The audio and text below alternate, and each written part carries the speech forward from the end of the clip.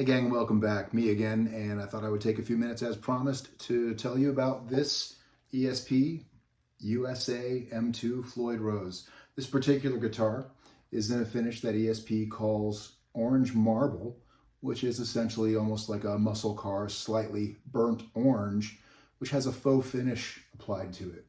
And it almost looks like the end of a rolled up towel that leaves something like a imprint similar to a rose on the face of the guitar, and they'll stamp that in like a gold color over and over again all over the body, on the top at least, and on the headstock. And what's really wild about this finish is it has movement in it. So when it's viewed more head-on, you can see very pronounced the difference between the orange and the yellow. It can take on a look that appears almost like mustard swirled in with ketchup or barbecue sauce. And when the viewing angle gets more shallow, you all of a sudden are looking at a really compelling, like almost neon orange, which has a really cool kind of 80s energy to it, which personally I grew up with and I really, really like. Build quality wise, ESP doesn't miss. There's this really, really nice deep dish edge mount Strat Jack. You see this on the Lynch guitars. That Sunburst Tiger behind me has that same feature. This is a mahogany back, so it gives the guitar a certain brashness. This is not actual binding. This is where the paint was masked off. Those classic 80s offset block inlays, which are very cool. The setups when these things come in, the necks are almost always dead flat, and they play at below 1/16 of an inch action at the 12th fret, usually closer to a 32nd of an inch. And they play spotlessly. The binding, the fret ends themselves look absolutely fantastic, tight fit. You won't find any gaps in the neck pocket, and the paint is always in such great shape, you're almost afraid to touch it. Electronics-wise, they included a push-pull pot that splits each humbucker. Now, let's not confuse splitting with tapping. Splitting is electrically isolating one of the two bobbins to be in the hot signal path of a given pickup. So if we split, we're using one bobbin or the other. If you're doing a tap, by contrast, you're actually running a hot lead out of a bobbin partway through its wind, which alters the tone. This is my third ESP USA guitar. And while the other two in the background here are no slouches, I'm going to tell you straight up, those M3s each are outfitted with Duncans. In that blue-green one, that is the 59 Custom Hybrid in the bridge. On the one on the right, the purple one, that's the 78 model, the kind of Eddie Van Halen PAF rewind that Seymour did for Eddie once upon a time. And in the neck in the middle, those are both classic Strat stacks, 5-way switching. You would think that those guitars would slay simple old USA M2 with two humbuckers, a 3-way, and a push-pull for versatility and clean sound. But I am here to tell you, this guitar sounds better clean than either of those two. And that is a fact, Jack. In the bridge position, this is the Pegasus, which I believe is an Alnico 5 humbucker. And it's not particularly high output. I think it's like a medium output humbucker.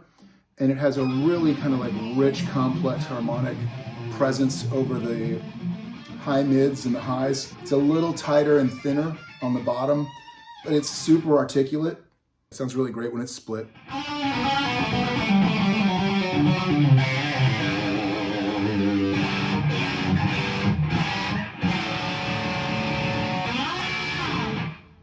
In the neck position, that's called the Sentient. That's another Duncan pickup.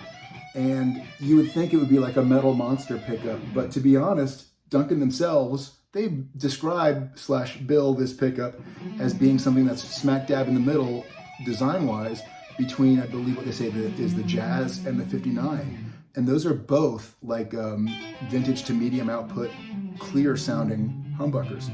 So this is actually very clear and crystalline and polite sounding. And again, split, it sounds great. Split with, and in conjunction with the bridge being split, I can get clean tones out of this thing that outright defeat those USA M3s back there.